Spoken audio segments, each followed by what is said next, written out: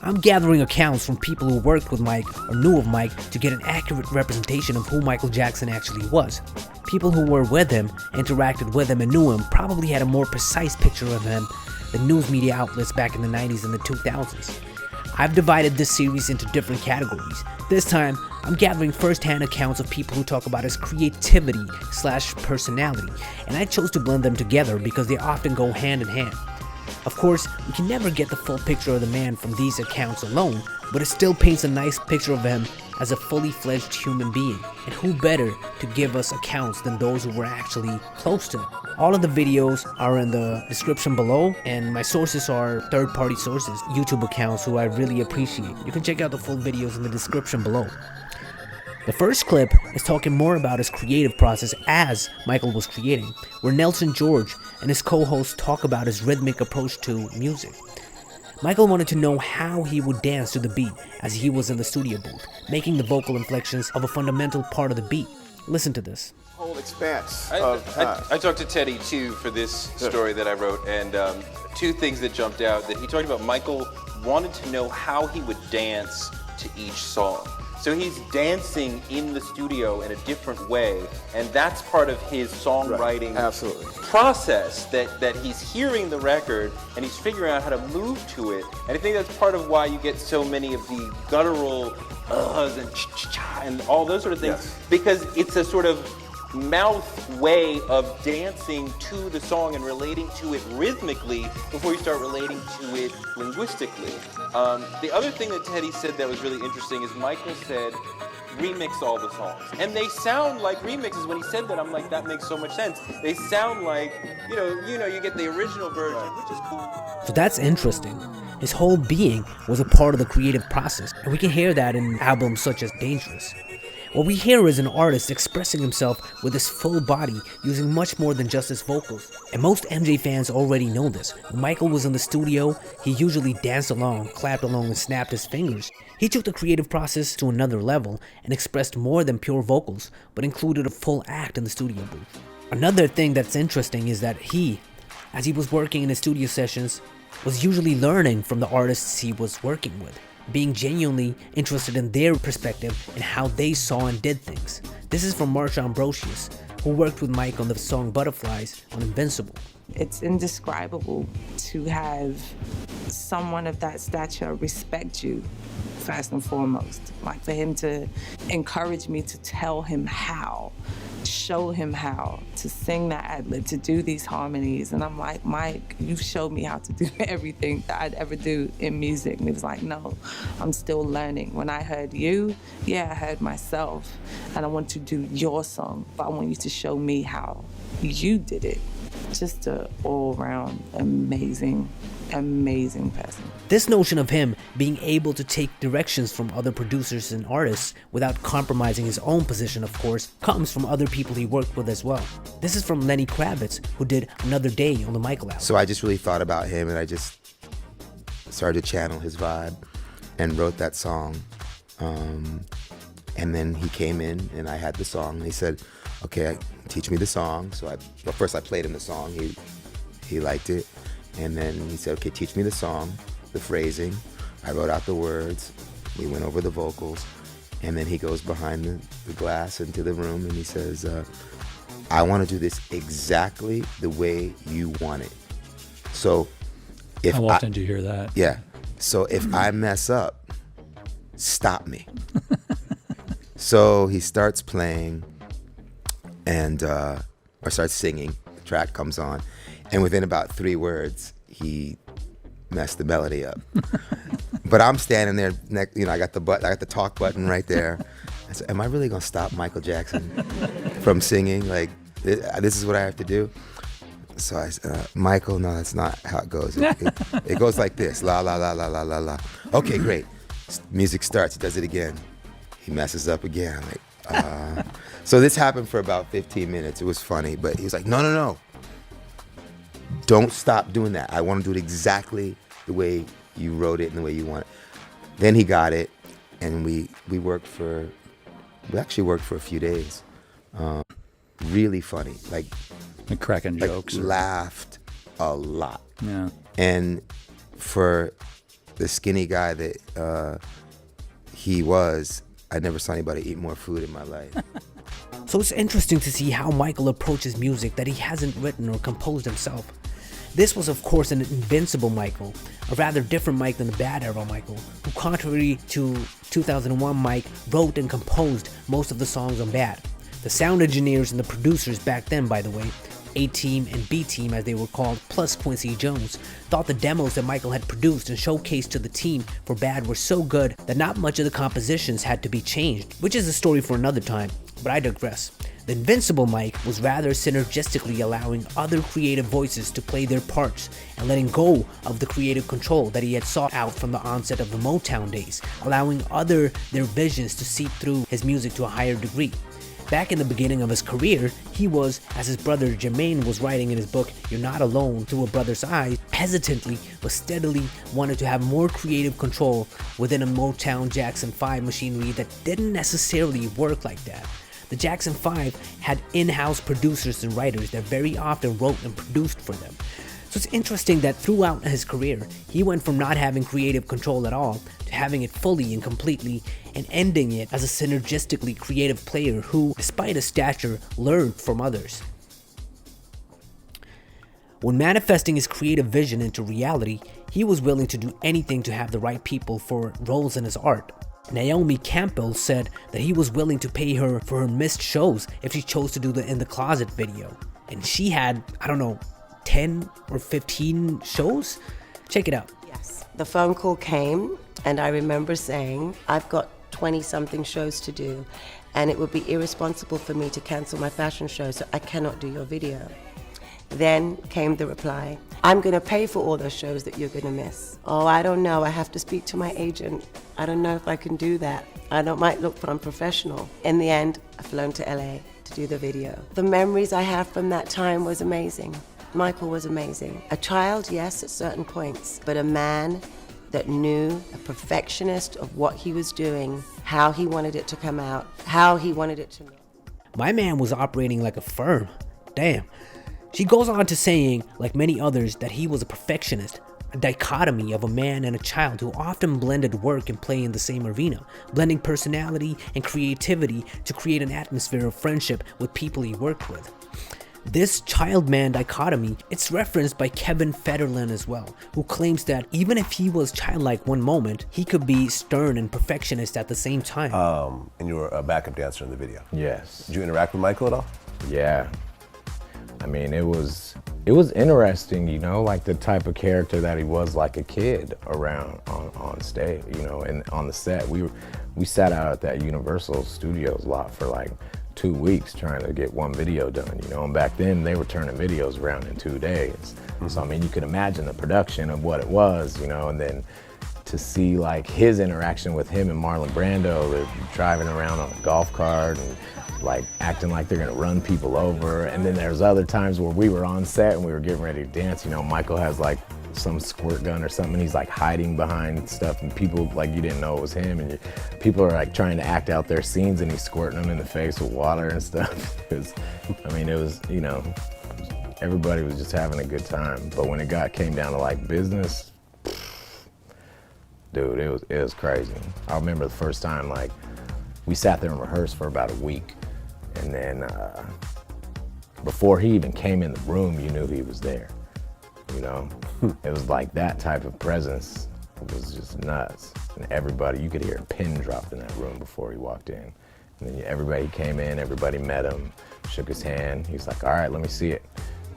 Hiding behind his shades, no music, click track. I'm just like, dude, come on. How hard can it get, You're just like nervous as shit. Probably one of the most nerve-wracking things in my life. Yeah. And I was the one that like messed up the first time too. And he wasn't even looking at us, like he was looking at the ground. And he heard me mess up and he looked up and looked at me like, you better get it together, kid, It's crazy. When Federline says that he gave him a stern look after messing up, it's pretty obvious that Michael was a perfectionist. This stern, high-standard execution is also evident on one of his concerts, where he told the producer sternly, although disguising it as singing, that he had made a mistake, singing, "What are you gonna do?" Check this out.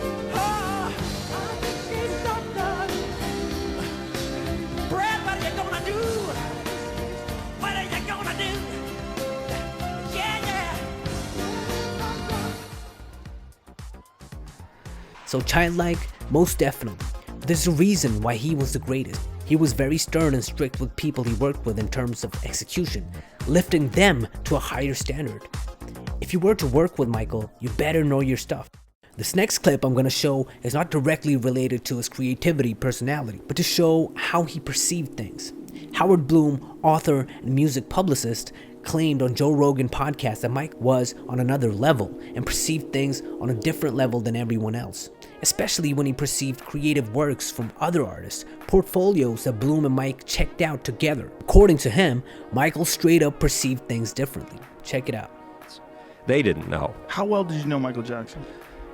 I thought very, very well, and he was the most remarkable person I've ever met in my life, and when I tell people how remarkable, they don't believe me. He was, you know, you and I and Jamie are on a certain level, and we don't know we're on a certain level because we figured this is the range of humanity. If we go out and meet anybody on the street or even anybody famous, I work with Buzz Aldrin these days, what we're going to encounter is another person pretty much like us. Sorry, in Michael Jackson's case, he did not fit on this normal plane at all. He was on a plane somewhere where you've never seen a human being before. So the first time I met him, we were at his brother Marlon's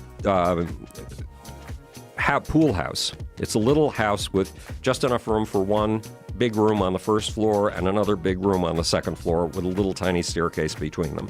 Michael and I are standing next to each other, so his elbow is at his left elbow is at my right elbow. His left knee is at my right knee. And we have a meeting with the art director from CBS. I'm condensing the story, there's lots more. But we're having a meeting with the art director, and she walks in with 5 of the most gorgeous portfolios you've ever seen in your life. Hand-carved cherry wood, hand-carved leather, and these are from guys I know because I started in pop culture in the art business, and these were my legendary competitors. And Michael opens the first page of the first portfolio, and he gets a square inch into it, a postage stamp size piece into it, and he goes, "Oh," and his knees begin to buckle.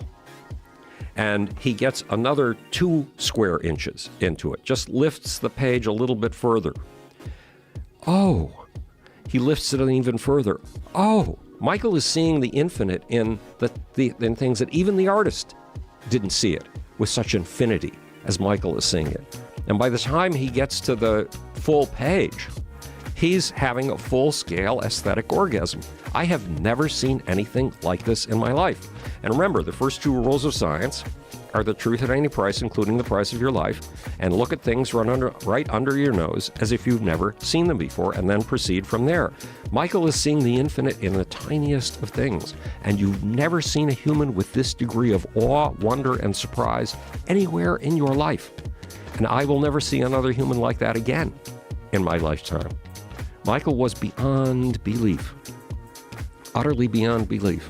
And his commitment to his audience. Now, this is Mike's publicist, so even I'll take it with a grain of salt, even if there's no doubt that Mike was something else. But who knows? He might have perceived things differently than anyone else. I mean, on stage, there's a reason why everyone gets so hypnotized by his performances. He channels things in a way that is not normal in everyday life.